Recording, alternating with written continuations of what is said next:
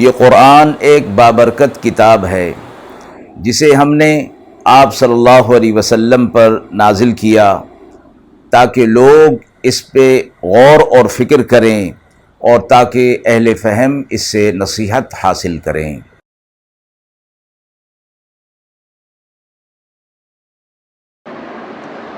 بسم اللہ الرحمن الرحیم۔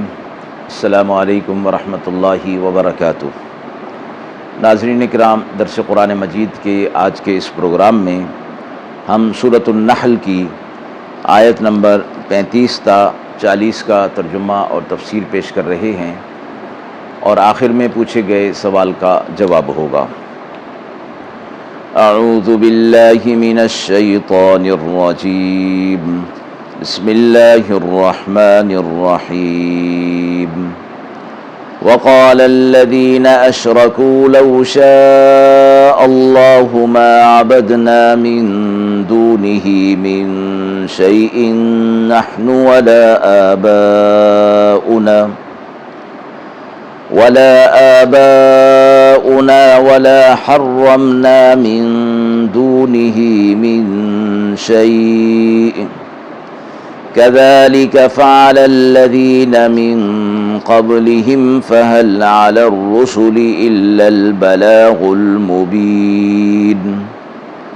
ولقد بعثنا في كل أمة رسولا أن اعبدوا الله واجتنبوا الطاغوت فمنهم من هدى الله ومنهم من حقت عليه الضلالة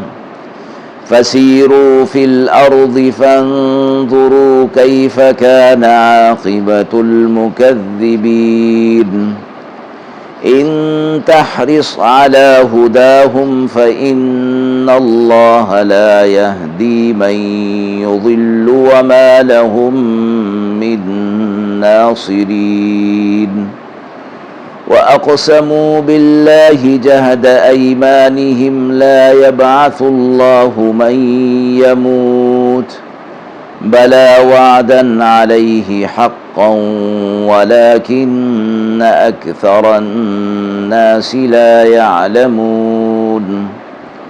ليبين لهم الذي يختلفون فيه وليعلم الذين كفروا أنهم كانوا كاذبين إنما قولنا لشيء إذا أردناه أن نقول له كن فيكون۔ آیات مبارکہ کا ترجمہ ملاحظہ فرمائیں۔ اور کہنے لگے شرک کرنے والے، اگر اللہ چاہتا تو ہم عبادت نہ کرتے اس کے سوا کسی اور چیز کی، اور نہ ہمارے باپ دادا، اور نہ ہم حرام ٹھہرا لیتے اس کے حکم کے بغیر کسی چیز کو۔ اسی طرح کیا ان کے اگلوں نے، سو رسولوں کے ذمہ نہیں تھا مگر یہ کہ پہنچا دینا واضح طور پر، اور ہم نے بھیجے ہر امت میں رسول یہ کہ اللہ کی عبادت کرے، اور جو شیطان کے راستے سے بچتے رہیں۔ پھر کسی کو ان میں سے اللہ نے ہدایت کی اور کسی پر گمراہی ثابت ہوئی۔ ملکوں میں سفر کر کے دیکھو کہ جھٹلانے والوں کا انجام کیا ہوا۔ اگر آپ طمع کریں ان کو راہ پر لانے کی تو اللہ ہدایت نہیں دیتا جسے گمراہ کر دے، اور کوئی ان کا مددگار نہیں ہوتا۔ اور قسمیں کھاتے ہیں اللہ کی، سخت قسمیں، کہ نہ اٹھائے گا اللہ جو کوئی مر جائے، کیوں نہیں وعدہ ہو چکا اس کا سچا، لیکن اکثر لوگ نہیں جانتے۔ اٹھائے گا تاکہ ظاہر کر دے ان پر جس بات میں جھگڑتے ہیں، اور تاکہ معلوم کر لیں کافر کہ وہ جھوٹے تھے۔ ہمارا کہنا کسی چیز کو کہ جب ہم اس کو کرنے کا ارادہ کرتے ہیں تو کہتے ہیں کہ ہو جا، تو وہ ہو جاتی ہے۔ آیات مبارکہ میں پہلی آیت میں کفار کے اس قول کو ذکر کیا گیا تو وہ کہتے تھے کہ اللہ تبارک و تعالی کو ہمارا یہ شرک کرنا منظور ہے، اس لیے ہم شرک کر رہے ہیں، اور ہمارے آباء و اجداد کسی چیز کو انہوں نے حلال اور حرام ٹھہرا لیا تھا، وہ بھی اللہ ہی کے حکم سے تھا۔ یہ قول جناب رسول اللہ صلی اللہ علیہ وسلم کو مغموم کر دیا کرتا تھا، چونکہ آپ صلی اللہ علیہ وسلم انہیں توحید کی طرف بلاتے تھے، تو اس کے جواب میں جب یہ بات ہوتی اور یہ بیہودہ قسم کا عذر پیش کیا جاتا تو آپ صلی اللہ علیہ وسلم دل میں رنجیدہ خاطر ہوتے۔ آپ صلی اللہ علیہ وسلم کو تسلی اور تشفی دی گئی کہ ہم نے آپ سے پہلے بھی جو انبیاء علیہ الصلوۃ والسلام بھیجے تھے ان کے ذمہ بھی بس اتنی بات تھی کہ وہ اللہ کا پیغام ان تک پہنچا دیں واضح کر کے، لہٰذا آپ کا کام بھی یہی ہے کہ آپ ان تک اللہ کے پیغام حق کو پہنچا دیں، اور پھر اس کے بعد ان کا قبول کرنا یا نہ کرنا یہ اللہ کے سپرد ہے، آپ سے اس بارے میں باز پرس نہیں ہوگی۔ حضرات انبیاء علیہ الصلوۃ والسلام کو جو بھیجا گیا تو فرمایا گیا کہ ہم نے انہیں یہی پیغام دے کر بھیجا، یہ کہ وہ اللہ کی عبادت کریں اور اسی کے ساتھ کسی کو شریک نہ ٹھہرائیں، اور شیطان کے راستے سے بچتے رہیں، بغاوت نہ کریں، اللہ کے حکموں کی نافرمانی نہ کریں۔ یہ ہر نبی کی دعوت تھی اور ہر نبی کا پیغام تھا لوگوں کی طرف۔ تو فرمایا کہ جس نے پھر وقت کی نبی کی بات کو مان لیا، پیغام حق کو قبول کر لیا، تو اللہ رب العزت نے ان کے لیے ہدایت کا فیصلہ فرما دیا، اور جنہوں نے ان کی بات کو نہیں مانا تو اللہ رب العزت نے ان پر گمراہی مسلط کر دی، اور اس چیز کو دیکھنے کے لیے کہ وہ گمراہ ہوئے تھے، پھر دنیا کے اندر اللہ رب العزت کی طرف سے ان پر عذاب نازل ہوا، اور ان عذابات کی کچھ صورتیں اور ان کے اثرات اور ان کے کھنڈرات اہل مکہ اہل عرب کے سامنے تھے، اور سفر میں بھی کچھ مقامات ایسے تھے جو اس بات کی گواہی دے رہے تھے کہ یہاں نافرمان قومیں تھیں، اللہ رب العزت کے عذاب میں گرفتار ہوئی تھیں۔ آپ صلی اللہ علیہ وسلم سے فرمایا گیا کہ آپ اس بات پر حریص ہیں اور آپ اس بات کی کوشش کرتے ہیں کہ یہ لوگ ہدایت پر آ جائیں، لیکن یہ لوگ ہدایت پر آنا ہی نہیں چاہتے، تو اللہ کی طرف سے ان کے لیے ہدایت کا فیصلہ نہیں ہے، اور نہ یہ اللہ کے مقابلے میں کسی کو اپنا مددگار پا سکتے ہیں۔ اور یہ قسمیں کھا کر یہ بات کہتے ہیں کہ ہمیں مرنے کے بعد دوبارہ نہیں اٹھایا جائے گا۔ جب انہیں کہا جاتا کہ تم برے اعمال میں برے اعتقادات کے اندر مبتلا ہو اور تم نے پھر دوبارہ اٹھنا ہے اور اللہ کے سامنے اپنے اعمال کی جواب دہی کرنی ہے،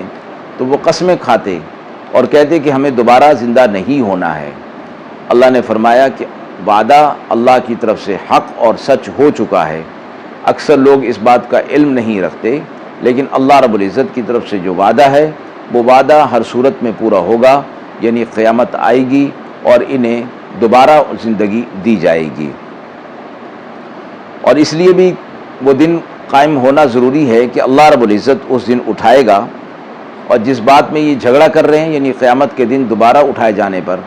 اپنے اعمال کی جواب دہی پر وہ چیز ان کے سامنے آ جائے گی، اور اس وقت انہیں معلوم ہوگا کہ یہ جو قسمیں اٹھاتے تھے اور آخرت کا انکار کرتے تھے، اس معاملے میں وہ بالکل جھوٹے ہیں۔ اور آخری آیت میں فرمایا گیا کہ ان کا قیامت کے دن دوبارہ زندہ ہونا اور اللہ رب العزت کا انہیں دوبارہ زندگی دینا یہ کچھ مشکل نہیں ہے۔ اللہ نے فرمایا کہ ہم جب کسی چیز کا ارادہ کرتے ہیں تو کہتے ہیں کہ ہو جا تو بس وہ ہو جاتی ہے، یعنی اللہ رب العزت کا ارادہ ہی کافی ہے، پھر کوئی بھی کام ہو چھوٹا ہو یا بڑا ہو اس کے اسباب سب بنتے چلے جاتے ہیں، یہاں تک کہ اللہ رب العزت کا وہ امر اور ارادہ پورا ہو جاتا ہے۔ مراد یہ ہے کہ یہ لوگ آخرت میں زندہ ہونے سے زندگی سے مایوس ہو رہے ہیں اور کہتے ہیں کہ نہیں ہوگا، لیکن اللہ رب العزت کا یہ وعدہ ہے کہ ان کو ضرور دوبارہ زندہ کیا جائے گا اور اللہ کے حضور میں اعمال کی جواب دہی کے لیے ضرور کھڑا کیا جائے گا۔ آیت کے حوالے سے سوال پوچھا گیا ہے کہ مشرک یہ کہتے تھے کہ ہمارا شرک کرنا اللہ کو منظور ہے، اس لیے ہم کر رہے ہیں. اس کا کیا جواب دیا گیا؟ کفار کی پہلی بات یہ تھی کہ اللہ تبارک و تعالیٰ کو اگر ہمارا کفر اور شرک ناپسند ہے تو وہ ہمیں اس سے روک کیوں نہیں دیتا؟ اس کا جواب دیا گیا کہ رسول اللہ صلی اللہ علیہ وسلم کو اس بات پر غمگین ہونا ایک فطری بات تھی کہ ہادی برحق لوگوں کے لیے دل کے اندر ایک محبت اور شفقت رکھتے ہوئے اللہ کا پیغام ان تک پہنچا رہا ہے تاکہ وہ اللہ کے عذابات سے بچ جائیں. تو اس بات کا جواب دینے سے پہلے آپ صلی اللہ علیہ وسلم کی تسلی اور تشفی کا سماع کیا گیا اور فرمایا کہ اللہ رب العزت نے انسان کو اس دنیا کے اندر با اختیار بھی پیدا نہیں کیا اور بالکل مجبور بھی پیدا نہیں کیا. ایک قسم کا اختیار اس کو دیا گیا،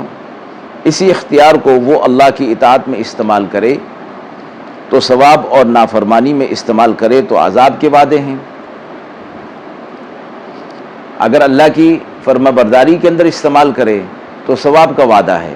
اور نافرمانی میں استعمال کرے تو عذاب کی وعید اسے بتائی گئی ہے. اللہ تبارک و تعالیٰ کی طرف سے اگر سب کو مجبور کر دیا جائے تو سب کے سب اطاعت پر مجبور ہوں گے، اور اس مجبور ہونے کی وجہ سے وہ اللہ کی کسی نعمت کے مستحق نہیں ہو پاتے ہیں.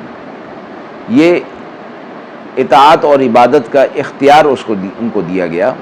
کہ وہ چاہیں تو یہ راستہ اختیار کریں، چاہیں تو وہ برائی کا راستہ اختیار کر لیں. اسی اپنے اختیار پر انہیں اللہ نعمتوں کا بھی مستحق ٹھہرایا جاتا ہے اور عذابات کا بھی مستحق ٹھہرایا جاتا ہے. تو اس حوالے سے فرمایا گیا یہ لوگ جو اپنی برائی کے اندر مبتلا ہیں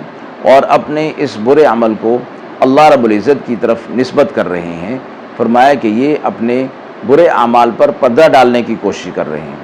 یا برے اعمال کو اللہ کی طرف نسبت دے کر اس کے کرنے کا جواز پیدا کر رہے ہیں، جبکہ ایسی کوئی بات نہیں. اللہ رب العزت کسی کے برے فعل پر، برے عمل پر راضی کبھی نہیں ہوتا.